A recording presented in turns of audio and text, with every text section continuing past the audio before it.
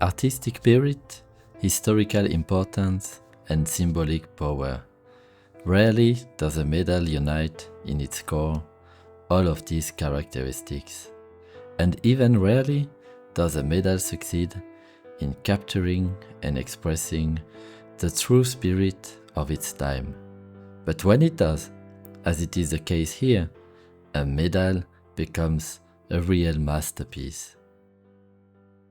It was crafted in 1481 by the Italian medallist Costanzo da Ferrara to commemorate at his death one of the most important rulers of the Renaissance, Mehmed II, Sultan of the Ottoman Empire. It is one of 8 types of medals crafted for the Sultan by different prestigious Italian medallists, invited by Mehmed himself to the Topkapi Palace in Constantinople.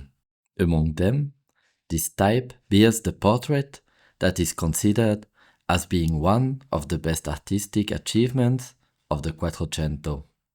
Mehmed II's exceptional military and political accomplishments have set a milestone for both Western and Eastern history, being even considered by numerous scholars as marking the end of the Middle Ages and the beginning of the modern era. But for us, this medal is more than an attractive commemorative medal. It is also a remarkable and beautiful testimony, cast in bronze, of the desire of a great ruler of the Renaissance to gain immortality, and to be remembered not only as an exceptional military leader, but also as a humanist prince with a great culture and love of Western art. On the obverse, you can see the bust of Mehmed II looking to the left, wearing a turban and a cape. On the reverse, the Sultan in turban and robes, riding on horseback in a rocky landscape with true leafless trees and a castle in the distance. Below, on the ground, the signature of the artist. What's really incredible is that this medal is possibly one of the very few original contemporary specimens thought to have survived the passing of time, of which 5 are located in museums.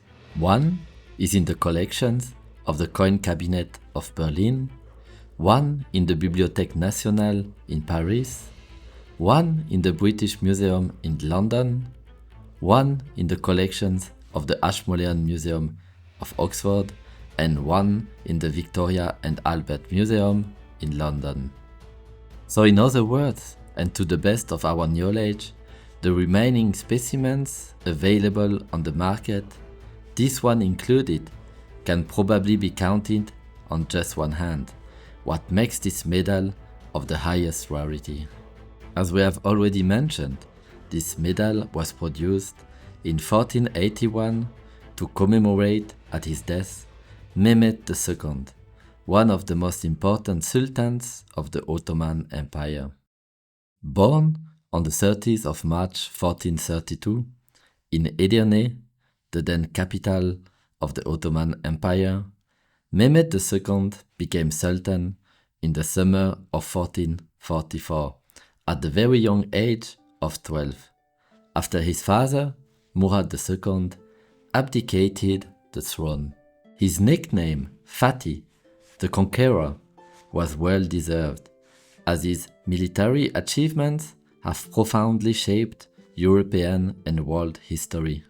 His greatest triumph was, without any doubt, the conquest of Constantinople on the 29th of May 1453, at the age of 21, marking the end of the more than 1,000 years old Byzantine Empire. Since the middle of the 15th century, Constantinople had been left isolated and exposed in the middle of the Ottoman Empire, only surviving through the payment of a tribute to the Sultan and the protection given by its massive fortifications and minor military assistance from the West. When in 4051, Constantine XI's Palaiologos, the last Byzantine emperor, threatened Mehmed II to release and support Orhan, a Turkish pretender to the Ottoman throne, Mehmed II was clearly decided to put an end to this situation and to take over the capital city of 1,000 years. With the famous words of the prophet in mind, "They shall conquer Constantinople, and glory be to the prince and to the army that shall achieve it," Mehmed was determined to succeed where so many of Constantinople's enemies had failed before, as no less than 23 sieges were attempted without success since the founding of the city by Constantine the Great in 330 AD. In addition to the great courage and determination of his almost 100,000 men strong army, Mehmed's great ingenuity and intelligence, illustrated by two crucial decisions, made his victory possible. His first decisive decision was to use the services of the Hungarian engineer and master cannon founder Orban, whose services, declined by the Byzantines, were welcomed with great interest and support by Mehmed. Orban's basilic, also called the Royal Gun, was an 8-meter-long bronze cannon with a barrel so large that a man could crawl in it. It was able to send stone projectiles weighing more than half a ton over a distance of more than 1.5 kilometers. Although needing more than 200 men and 90 oxen to be moved, and being able to shoot only 3 projectiles per day, it was the only weapon able to breach the exceptional fortifications of the city. Mehmed's second decisive decision proved that he was both a clever military leader and a very historically literate ruler, and was a turning point in the siege of Constantinople. In the night from the 21st to the 22nd of April 4053, as the Ottoman fleet had been unable to destroy the great iron chain that was blocking the access to the Golden Horn, Mehmed had a great and ambitious idea. If the ships were unable to reach the Golden Horn by sea, they would do it by land. And as had ancient Greeks and Romans done in some of their decisive battles, Mehmed ordered his men to carry 70 boats over dry land on wooden logs to bypass the great iron chain. This logistic achievement proved to be decisive to the final victory of Mehmed, as it opened a new front and divided the Byzantine defending forces, leading 1 month later to the fall of Constantinople on the 29th of May 1453. Although Mehmed's military successes clearly proved he was an exceptional military leader, he soon realized that his vision of attaining worldwide recognition could not be achieved solely through military conquest. He therefore sought to promote his authority through the arts, as he believed this could be a powerful instrument to reflect his prestige and authority both within and outside his empire. This medal illustrates Mehmed's desire to be seen as a humanist prince, whose figure would not be considered complete without an interest in art, and especially in portrait medals. On this medal, Mehmed is clearly represented as an Ottoman Sultan, wearing a turban and a cape, thus making him undoubtedly an Eastern and Muslim figure.